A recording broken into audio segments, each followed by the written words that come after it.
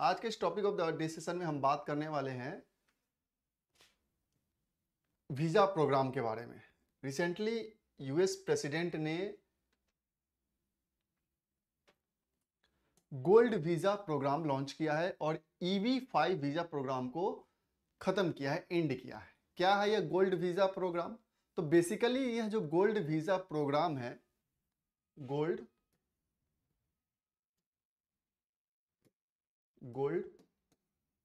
Visa programme, अब इस gold card के बेसिस पे यूएसए में जो बड़े वेल्दी इन्वेस्टर्स हैं उन्हें सिटीजनशिप भेजा जा रहा है।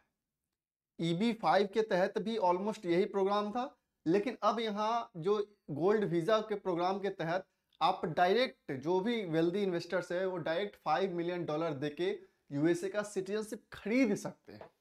EB-5 वीजा प्रोग्राम में थोड़ा सा कह सकते हैं सिनारियो कुछ अलग थे। तो आज के इस सेशन में हम बात करने वाले हैं इसी गोल्ड वीजा प्रोग्राम के बारे में और EB-5 वीजा प्रोग्राम के बारे में जो अर्लियर यूज किया जाता था by US government. So US president Donald Trump introduce a gold card immigration initiative replacing EB-5 visa programme for a $5 million investment. Wealthy foreign investors can gain a path to US citizenship and permanent residency. और इस जो existing EB programme है जो कि 1990 में establish किया गया था, requires an investment of $1.50 million to create और preserve at least 10 jobs for the US citizens. It has faced criticism for fraud and misuse including funding projects like to Trump family business. हालांकि जब से ये introduce किया गया है तब से इसके बहुत सारे क्रिटिसिज्म किए जा रहे हैं क्योंकि इसका जो फंड है वो मिसयूज किया जा सकता है, फ्रॉड हो सकता है। And that's why US president को इस गोल्ड कार्ड वीजा प्रोग्राम के लिए जो वेल्दी इन्वेस्टर्स को यूएस सिटीजनशिप सेल करने से रिलेटेड है उसके लिए क्रिटिसाइज किया जा रहा है। अब हम दोनों को कंपैरिजन करके बात करते हैं, कंपैरिजन EB-5 वीजा और गोल्ड कार्ड के बारे में। सो EB-5 जो वीजा प्रोग्राम था वह एस्टेब्लिश किया जाता है 1990 में, manage by USCIS। Grant green card to foreign investors who fund at least or invest at least $1.05 million to create at least job for 10 Americans। Gold card programme क्या है कि यहाँ पे जो अमाउंट है वह है मतलब कह सकते हैं $5 मिलियन का।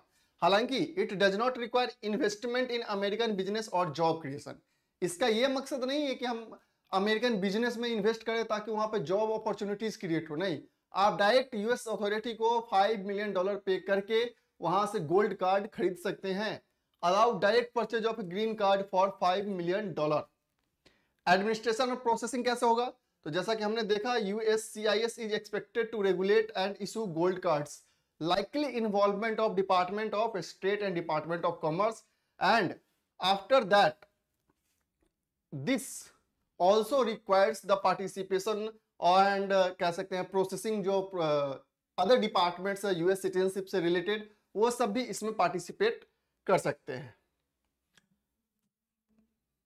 Potential benefit for the of the gold card programme, क्या क्या बेनिफिट्स है? तो अगेन जैसा कि यह प्रोग्राम जो लॉन्च किया गया यूएस सिटीजनशिप के लिए वह सिंपली अगर कहें तो वह पैसे के बदले यूएस सिटीजनशिप प्रोवाइड किया जा रहा है। तो उससे ये होगा कि जो वेल्दी इन्वेस्टर्स है जिन्हें परमानेंट रेसिडेंसी चाहिए यूएसए में, वहां का सिटीजनशिप चाहिए, उनके लिए इजी है और कहीं ना कहीं यूएस गवर्नमेंट के लिए यह एक कह सकते हैं फंडिंग का एक बहुत अच्छा अप्रोच हो गया है। So attracting wealthy investors, the straightforward residency pathway may encourage high net worth individuals to move to the US, and these investors would contribute to the economy through real estate, luxury market and business investment। क्योंकि wealthy investors अगर citizenship लेते हैं और वहां पे permanent residency लेते हैं तो ऑलरेडी सी बात है ये डायरेक्ट प्रोपोर्शनेट है कि अगर वेल्दी इन्वेस्टर्स रिसाइड करते हैं किसी कंट्री में तो वहां पे इन्वेस्टमेंट होगा तो डेवलपमेंट होगा और कहीं ना कहीं इकोनॉमी को एक बहुत अच्छे स्तर पे ले जाया जा सकता है। रिड्यूसिंग फ्रॉड रिस्क, जैसा कि EB-5 प्रोग्राम में हो रहा था कि फ्रॉड काफी हो रहे थे, तो कहीं ना कहीं इसमें चूंकि अब डायरेक्ट आपको खरीदना है, कोई इन्वेस्टमेंट का मॉडल नहीं है यहाँ पे, तो फ्रॉड होना थोड़ा सा रिस्क कम हो गया है। EB-5 program has faced allegation of fraud A direct high cost purchase model may help minimize misuse and regulatory loophole. Concerns surrounding the gold card program. क्या concerns? Citizenship for sale. जो चूंकि US एक democratic country है और वहां का अपना constitution है, वहां पे अपने नियम है सिटीजनशिप प्रोवाइड करने के, अब पैसे के बदले में सिटीजनशिप को सेल किया जा रहा है। तो basically this program prioritize wealth over the merit और skills, potentially disadvantaging skilled professionals. It raises ethical and political concerns about fairness in immigration policy. Risk of financial misuse, यहाँ भी misuse हो सकता है. Investment based immigration program can be exploited for money laundering and foreign influence, and the lack of a strong regulatory oversight may increase this funding risk or money laundering issues. No economic contribution requirement. Unlike EB5, the gold card does not mandate job creation or business investment. So immediate effect में job creation या economy पे कोई बहुत ज्यादा असर नहीं पड़ेगा. हाँ, वेल्दी रेसिडेंट वहां पे रिसाइड करेंगे तब जाके वो अपने सराउंडिंग्स के एरिया को डेवलप करेंगे तो हो सकता है, लेकिन इमीडिएट कोई जॉब क्रिएशन यहाँ पे नहीं होने जा रहा है. Passive investors could gain residency without contributing to the US economy.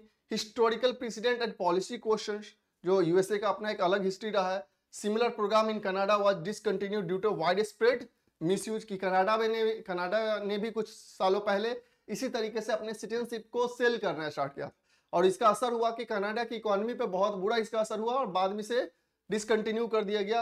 अब क्या क्या की कंसर्न्स अभी इस गोल्ड कार्ड से रिलेटेड है, तो should US citizenship will be available for purchase, कि क्या यूएसए का नागरिकता जो है वो खरीदा जा सकता है. Should immigration policy prioritise skills and economic contribution, कि क्या जो इमाइग्रेशन पॉलिसी है उसमें स्किल्स को रिक्वायरमेंट मिलेगा, मेरिट को जगह मिलेगा, या फिर सिर्फ इन्वेस्टर जिनके पास पैसा है वही यूएसए का सिटीजनशिप खरीद सकते हैं या वहां के परमानेंट रेसिडेंट बन सकते हैं.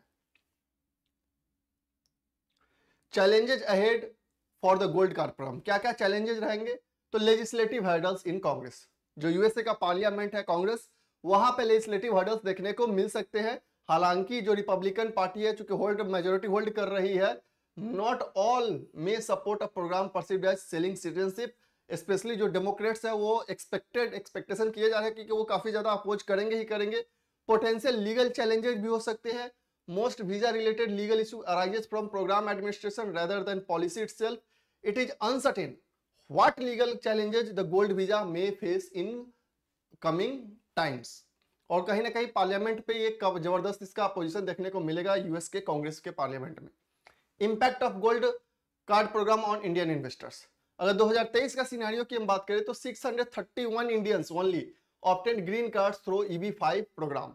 अब चूंकि अमाउंट बढ़ गया है, इसमें $5 मिलियन का हो चुका है, सो ये जो प्राइस टैग है कहीं ना कहीं गोल्ड कार्ड में not be available to attractive Indians investors. Impact on applicants from the other categories की बात करते हैं. So over $1 million Indians are among those waiting for green card in US according to US government. अब चूंकि इसका amount जो है almost कह सकते हैं 4 टाइम्स 5 टाइम्स बढ़ गया है, तो कहीं ना कहीं अब ये ज्यादा अट्रैक्टिव नहीं रह जाएगा. In employment based categories backlog for Indian applicant projected to 2.19 million by 2030 and any new category will add to their waiting period और वेटिंग लिस्ट. तो ये सिनारियो है जो रिसेंटली डोनाल्ड ट्रंप ने अनाउंस किया है. हालांकि अभी कांग्रेस से मतलब यूएस का जो पार्लियामेंट है उससे पास होना स्टिल बाकी है और एक्सपेक्टेशन है कि जो डेमोक्रेट्स है उसका अपोजिशन करेंगे. क्यों? क्योंकि पैसे के बदले में यूएस सिटीजनशिप बेचा जा रहा है. So that's all. Thank you.